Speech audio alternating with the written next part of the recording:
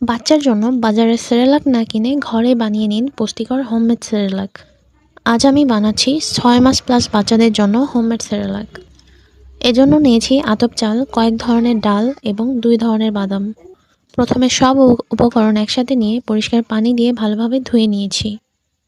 এরপর পরিষ্কার পাত্রে উপাদানগুলো ছড়িয়ে ভালোভাবে রোদে শুকিয়ে নিয়েছি।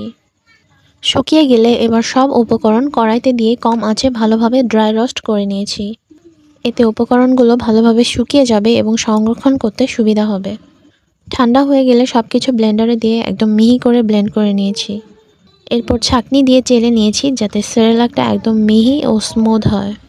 সবশেষে শুকনো পরিষ্কার কাচের বয়ামে সংরক্ষণ করেছি। এটা ঘরে তৈরি, নিজের হাতে বানানো, তাই বাচ্চার খাবার নিয়ে মায়ের চিন্তাও একটু কম হয়। রেসিপিটা ভালো লাগলে সেভ করে রাখুন এবং অন্য মায়েদের সঙ্গে শেয়ার করুন।